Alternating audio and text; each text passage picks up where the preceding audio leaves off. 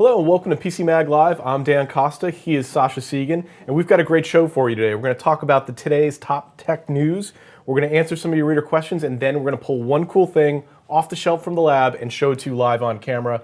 Let's talk about the top tech stories of the day. Still got to be the Xbox. The Xbox came out on Friday. It has sold 1 million units on its first day.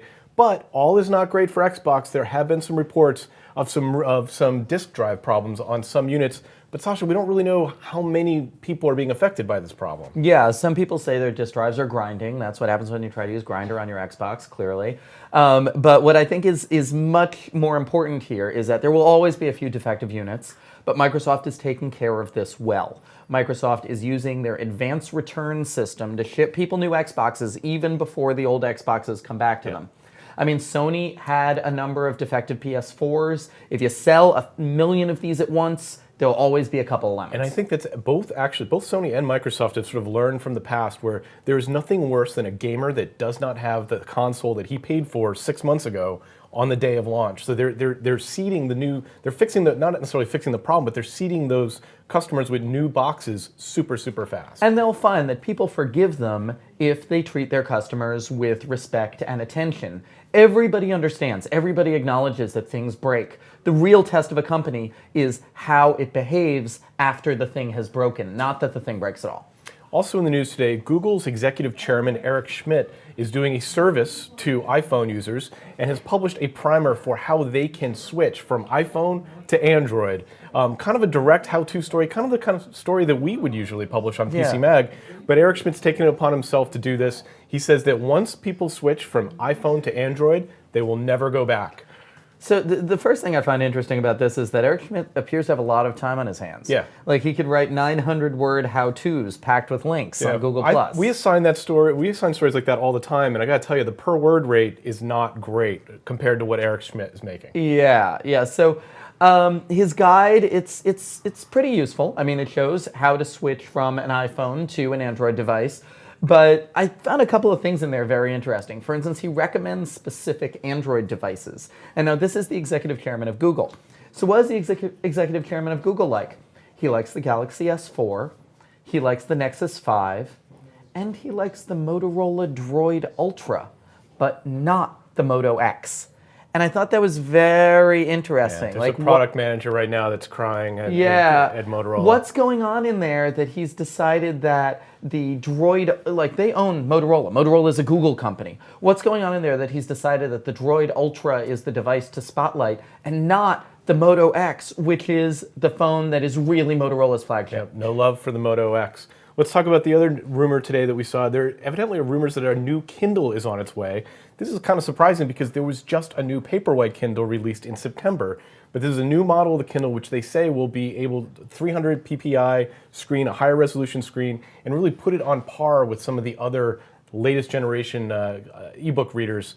I mean, and really, we look at it compared to Kobo, which has a great ebook reader out on the market, which no one is buying at the moment. Now, there's a little backstory here, which is that TechCrunch revealed that Amazon is a little miffed with their e-ink screen provider because apparently Amazon is, obviously a huge customer. Dominates the market. Dominates the e-ink market, but Kobo got the next generation e-ink screens first.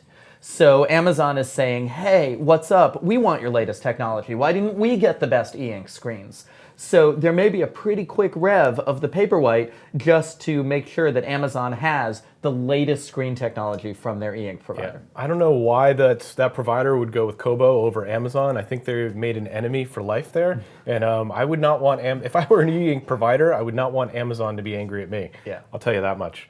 That was today's tech news. Let's move on to our reader question. Our reader question today comes from Sally. Sally wants to know, very simple, and very similar to what we already talked about, should she go with a Motorola X or a Nexus 5? On a hardware basis, these are fairly similar phones, but they're really designed for very different types of people. Sascha, you've got strong feelings about this. Yeah, absolutely. And I carry a Moto X as my day-to-day phone.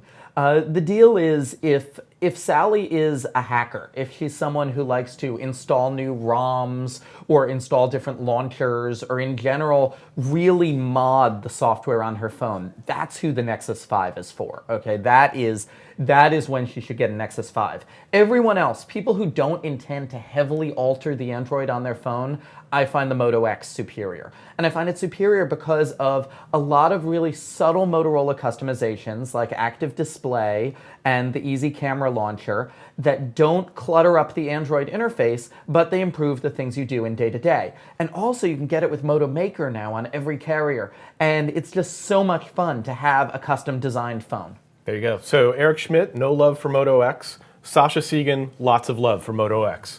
You heard it here on PCMag. Let's move on to one cool thing. We test thousands of products here in the lab. Every day we take one thing off the shelf and show it to you. Today's product is very cool. It's the Leapfrog Ultra Explorer, which is a tablet for kids, as you might expect. This is a noisy tablet for kids. Evidently, we have not figured out how to make it not make sounds. Yeah. But people have been asking that one of our most popular stories on the site is tablet for kids, best tablets for kids, and this just made the list. We think it's great. Yeah, I mean, the great thing about the Leapfrog LeapPad, which is going to get a lot of our techier viewers to sigh, is how limited it is. Okay. That's the thing. This is a tablet really for 3 to 8-year-olds, and it has an extremely controlled, very limited, voice-guided interface so that these kids can get comfortable with using a tablet. There's a lot of educational content. There's a lot of content branded by their favorite kids' companies like Disney. But they can't get out to the open internet. They can't download questionable material. You can be sure that if a kid is playing with a LeapPad, they're doing something that is totally age appropriate.